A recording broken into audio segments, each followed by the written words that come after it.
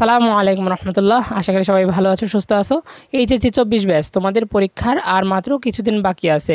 যাদের এখনও কোনো কিছু পড়া হয়নি তারা কিভাবে কম সময়ে পড়াশোনা করে A+ পেতে পারো সেটা নিয়ে আজকে আলোচনা করব।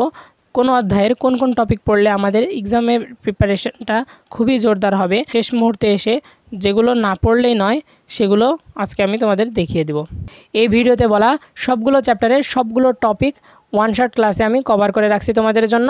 যারা সবগুলো চ্যাপ্টারের সবগুলো টপিক একবার হলেও রিভিশন দিতে চাও এবং যারা শেষ করতে চাও, যারা খুব কম সময়ে এই চ্যাপ্টারগুলোর সবগুলো টপিক তুমি কভার করতে চাও, তারা আমার ওই ওয়ান শট ক্লাসগুলো দেখে আসতে পারো।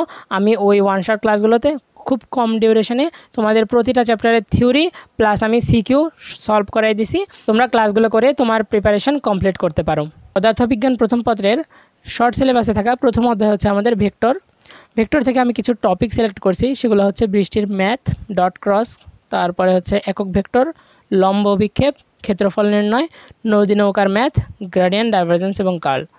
এগুলো টপিকের মধ্যে এই সবগুলো টপিক হচ্ছে একটা টপিকের মধ্যে পড়ে, যেগুলো হচ্ছে কি ভেক্টর রিলেটেড। এগুলো সবগুলো একটা টপিকের মধ্যেই পড়ে আমার মতে। এইটা হচ্ছে একটা টপিক, এইটা একটা টপিক, এটা একটা টপিক। তাহলে আমাদের কি 2, 3, 4টা টপিক। ভেক্টরে মোট 4টা টপিক আছে। এই 4টা টপিক থেকেই সিকিউতে সবচেয়ে বেশি পরিমাণ প্রশ্ন আসে। এর মধ্যেও সবচেয়ে বেশি ইম্পর্ট্যান্ট হচ্ছে আমাদের নদী নৌকার ম্যাথ। এইটা আমি দিলাম 5 স্টার। সবচেয়ে বেশি ইম্পর্ট্যান্ট হচ্ছে আমাদের নদী নৌকার ম্যাথ। তারপরে আছে আমাদের বৃষ্টির ম্যাথ, এটা আমি 4 স্টার দিলাম। তারপরে এইগুলোর মধ্যে আছে আমাদের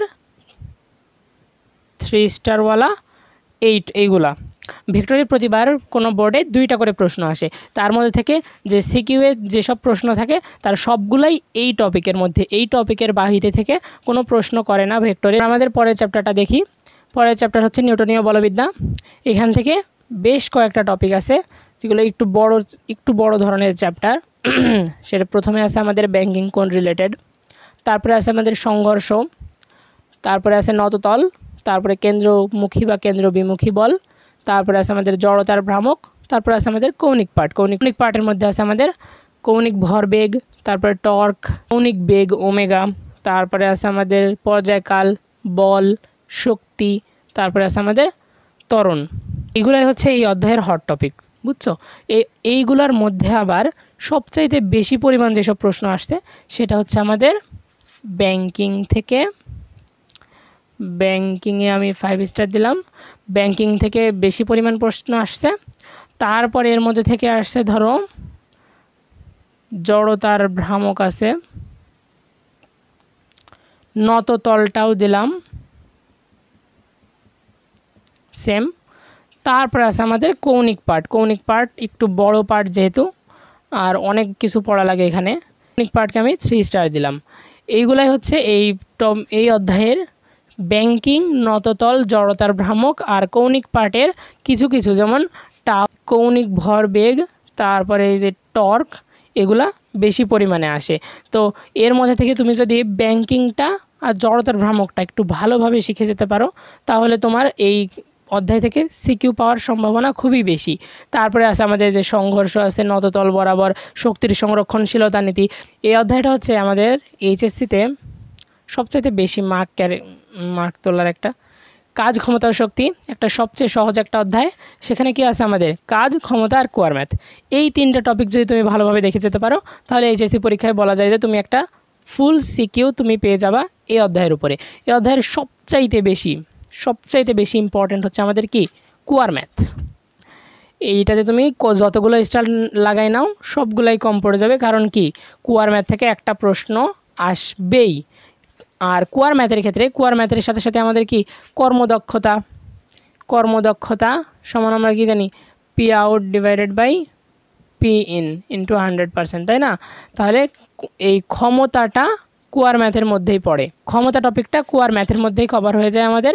আর কোয়ার ম্যাথ থেকে আমাদের কি সর্বোচ্চ কর্মদক্ষতা নির্ণয় করতে বলতে পারে। হ্যাঁ, আর এর মধ্যে আমাদের কাজ হচ্ছে আলাদা টপিক, কাজ হচ্ছে কি আমাদের কোনো গ্রাফ দেওয়া আছে সেখান থেকে কাজ নির্ণয় করতে বলে, বা কোনো হচ্ছে হেলানো তল বরাবর কাজ নির্ণয় করতে বলতে পারে, বা আমাদের ক্ষমতা বের করতে হলে পি সমান আমরা কি জানি W/T, তখন এইখানে আমাদের কি কাজটা ক্ষমতাতে লাগে, তাই না?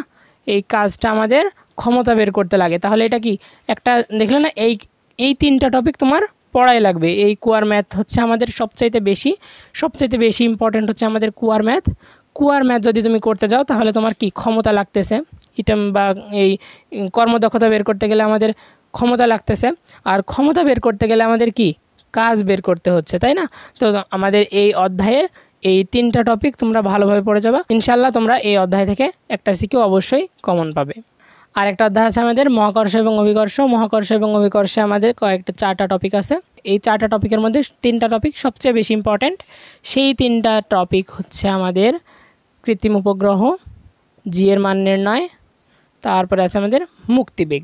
এর মধ্যে মহাকর্ষীয় বিভব এবং প্রাবল্য এইটা মাঝে মাঝে আসে, খুবই কম পরিমাণ আসে, তো এটাকে আমরা একটু সাইডে রাখলাম।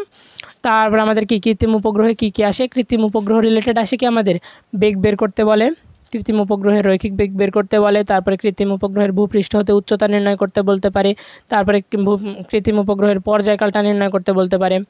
তারপরে জি এর মান নির্ণয়ের মধ্যে রয়েছে আবার কি বিভিন্ন অক্ষাংশে, আবার হচ্ছে বিভিন্ন গ্রহে। বিভিন্ন অক্ষাংশ বলতে গেলে কি আমাদের এই যে একটাই সূত্র, জি ল্যামডা সমান জি মাইনাস ওমেগা স্কয়ার আর কজ স্কয়ার ল্যামডা। আর বিভিন্ন গ্রহে বলতে গেলে ওই যে জি সমান হচ্ছে GM/R স্কয়ার, তাই না? এইটাই হচ্ছে আমাদের এই জি এর মান নির্ণয় করার এই সূত্র।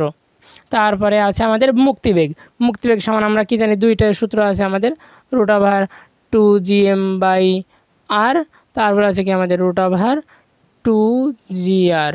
এই দুইটা সূত্র পড়লে আমাদের কি মুক্তিবেগ শেষ।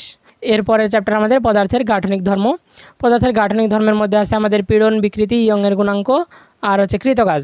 একটা আছে মোট কৃতকাজ আর একটা আছে একক আয়তনিক কৃতকাজ। তারপরে আছে আমাদের পয়জনের অনুপাত, তাই না? এর মধ্যে আমি যদি তোমাদের সবচেয়ে ইম্পর্টেন্ট বলতে চাই তাহলে একটা হচ্ছে আমাদের কৃতকাজ, সিমিলার ইম্পর্টেন্ট হচ্ছে আমাদের পয়জনের অনুপাত, এখানেও সিমিলার ইম্পর্টেন্ট হচ্ছে আমাদের ইয়ংয়ের গুণাঙ্ক। কারণ এই তিনটা টপিক থেকে এমন কোনো সাল নাই যেখানে হচ্ছে প্রশ্ন আসেনি। এই টপিকগুলো যদি তুমি পড়ে যেতে পারো তোমার 100% একটা সিও কি কমন। এরপরের চ্যাপ্টার হচ্ছে আমাদের পর্যায়বৃত্ত গতি। পর্যায়বৃত্ত গতিতে আমি তিনটা টপিক রাখছি।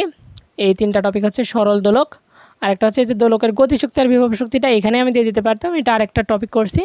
আর আরেকটা হচ্ছে আমাদের স্প্রিং, এটা হচ্ছে ওই যে স্প্রিংয়ের দোলনকাল নির্ণয়, তারপরে হচ্ছে সমান্তরালে স্প্রিংয়ের সমবায়, শ্রেণীতে স্প্রিংয়ের সমবায়, এই কয়েকটা টপিক এই স্প্রিংয়ের মধ্যে থেকে আসে। আর সবচাইতে বেশি ইম্পর্টেন্ট হচ্ছে আমাদের সরল দোলক। এখানে আসে আমাদের দোলনকাল নির্ণয়টা আছে সরল দোলকের, তারপরে আসে আমাদের ওই দোলনকাল থেকে পাহাড়ের উচ্চতা নির্ণয়, পাহাড়ের উচ্চতার মধ্যে থেকে আমাদের কি আমাদের জি নির্ণয়, তারপরে আছে আমাদের দোলকের গতিশক্তি আর বিভব শক্তি নির্ণয়।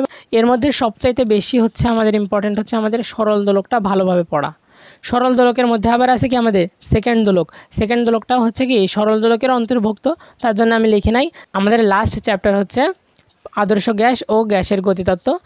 এই অধ্যায়ের এই 5টা টপিকের বাইরে কখনোই প্রশ্ন হয়নি সিকিউয়ে। তো চলো আমরা এই টপিকগুলো একটু দেখে নিই। এই অধ্যায়ের প্রথম টপিক হচ্ছে আমাদের গ্যাস সূত্রসমূহ।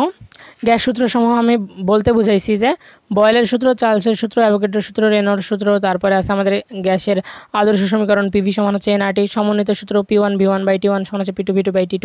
এই সকল সূত্র হচ্ছে গ্যাস সূত্রসমূহ। এরপরে দ্বিতীয় টপিক হচ্ছে গতিশক্তি। গতিশক্তিকে সমান আমরা কি জানি F/2 nRT। গ নাম্বারের জন্য আরেকটা ইম্পর্টেন্ট টপিক হচ্ছে আমাদের বর্গমূলীয় গড় বর্গবেগ, এটা হচ্ছে আমরা CRMS বেগ বলে জানি। CRMS সমান আমরা জানি 3/2 nRT। গ নাম্বারের ক্ষেত্রে আমাদের এই CRMS বেগ এবং এই গতিশক্তি প্রায় নির্ণয় করতে বলে। তারপরে আছে আমাদের মুক্তপথ, এটা একটু লেস ইম্পর্টেন্ট, এটা আমাদের 16-17 সালের দিকে আসতো, এখন আর তেমন আসে না। এখানকার আরেকটা টপিক হচ্ছে আমাদের শিশিরাঙ্ক এবং আপেক্ষিক আর্দ্রতা।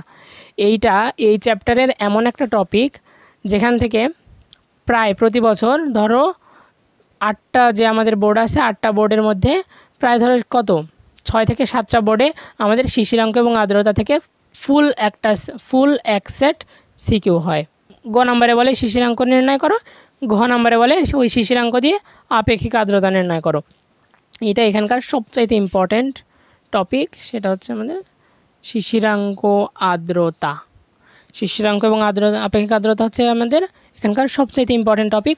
তারপরে আমি এই গতিশক্তি এবং বর্গমূলীয় সিআরএমএস বেগ, সেটা হচ্ছে আমাদের গ নাম্বারের জন্য একটা ইম্পর্টেন্ট টপিক।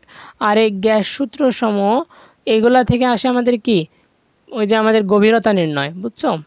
গভীরতা নির্ণয়ের ম্যাথ তো লেখাই হয়নি। গভীরতা নির্ণয়ের প্রশ্নটা আছে আমাদের গ্যাস সূত্রসমূহ থেকে। এসে আমরা কোন কোন চ্যাপ্টার থেকে কেমন প্রশ্ন আসে। ভেক্টর থেকে ধরো তোমার প্রতি বছর 1 থেকে 2টা প্রশ্ন আসে, প্রায় এখানে 2টাই ধরে রাখো, 2টা সিকিউ আসে। নিউটনীয় বলবিদ্যা থেকেও 1 থেকে 2টা ধরা চলে, এখানে বলতে গেলে একটা সিকিউ, এখান থেকে বেশিরভাগ সময়ই একটা সিকিউ আসে। কাজ শক্তি ও ক্ষমতা থেকে মাস্ট একটা সিকিউ, তা মহাকর্ষ বিকর্ষ থেকেও একটা সিকিউ থাকতে পারে। পদার্থের গাঠনিক ধর্ম থেকে মাস্ট একটা সিকিউ থাকে।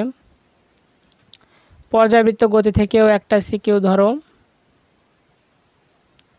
আদর্শ গ্যাস থেকে তো একটা সিকিউ থাকেই। এখানে আমি কয়টা সিকিউর কথা বললাম?